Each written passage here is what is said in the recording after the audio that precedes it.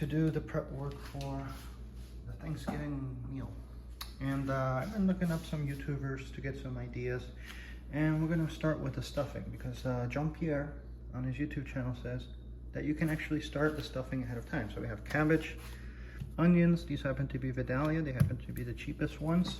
And we have some just bacon. That's gonna be it. I'm gonna show you how I do it. We're gonna start by chopping up the bacon. We're not gonna use that much, good amount, just a few rashers, I guess, as they would call them.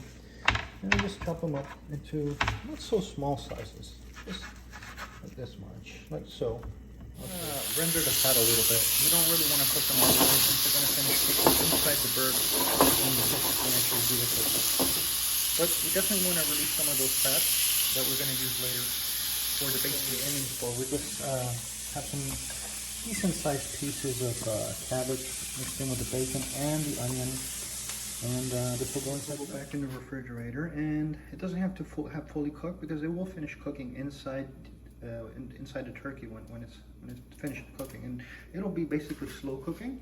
And the idea is to have the cabbage and everything else break down. It'll be like a nice stew inside the turkey. An idea I stole from the other YouTube channel, Guga Foods. I made a basting liquid. I saved some of the bacon drippings and I mixed it in with what I had left of some margarine. I didn't have butter, unfortunately. And the next thing is I'm going to add some soy sauce. I saved up from when I was eating sushi. So let's add a little bit of that, and that'll go on every half hour on our turkey when we're actually cooking it. So a good amount of soy sauce. It just melts into that. Still having a very good there. I need some more bacon drippings in there. And the other thing he added was some paprika. So I have smoked paprika. I guess that'll be good enough.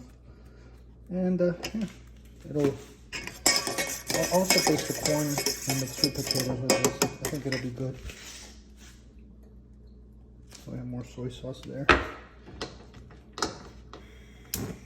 Not a big fan of soy sauce, but hey, it's a good idea. I like the idea. So yeah, let's just melt the stuff and incorporate it out. It'll be a basting liquid. We'll have that ready for Thanksgiving. Get everything done ahead of time, you know. There you go. So that should do it. We'll make some more actually, just to get everything incorporated. Just leave it there for a bit. Maybe some more butter.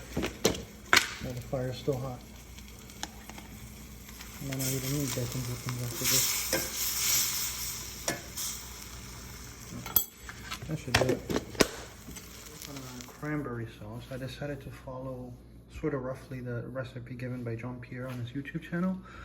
Of course, I'm using just one bag of cranberries, not two, and I don't have 2 cups of orange juice, but I think the juice from one would be enough. So I just microwaved it for 30 seconds, so I'm just gonna squeeze it in there and see what comes out. Hopefully it's good enough. The recipe says 1.5 cups of sugar. I don't have that. I don't really consume sugar. So the closest thing I have is just cheap orange marmalade, which has probably enough sugar. In the video he says to put like hot sauce and specifically mentioned sriracha. Honestly, I don't like sriracha, so I opted for some good old Crystal. I actually like that, so I think it'll be a good balance. I think I can understand his reasoning because he has sweet, sour, and spice. Finish up, I added orange zest. I didn't have a microplane, so I sort of winged it with the knife. Salt, pepper as well, and yeah, and some wine. Yeah, a little splash of wine.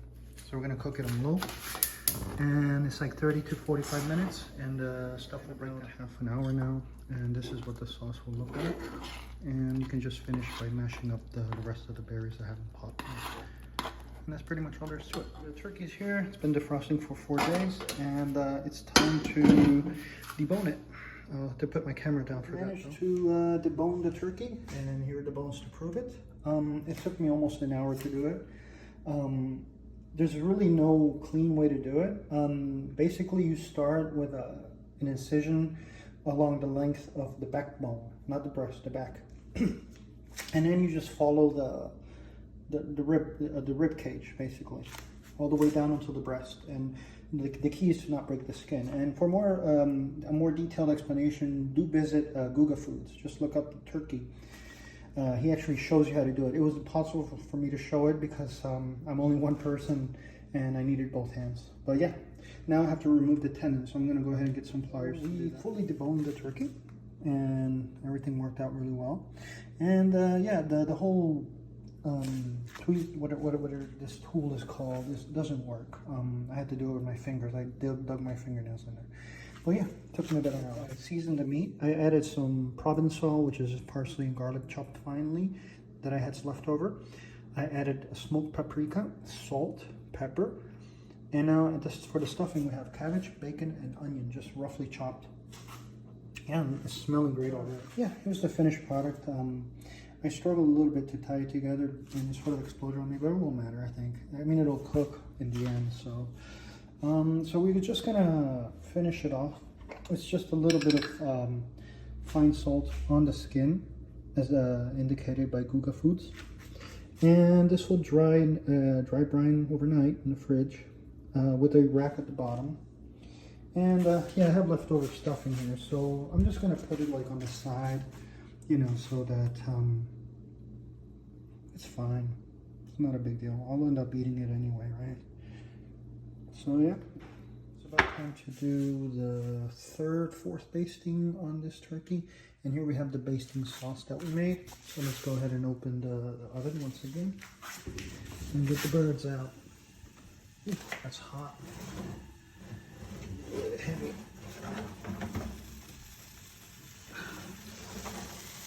Oh, look at that.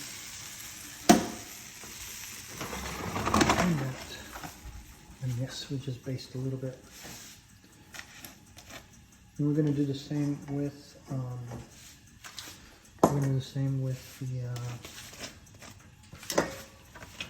the corn that's on the grill. Also, I'll show you real quick.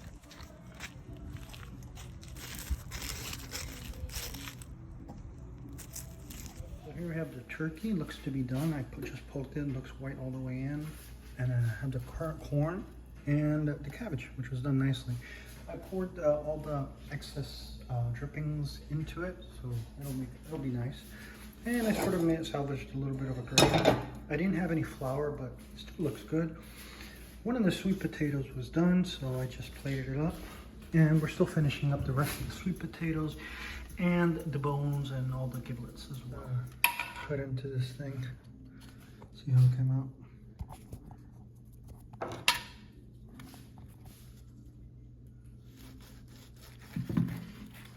That's a beauty. Look at that. Oh my goodness.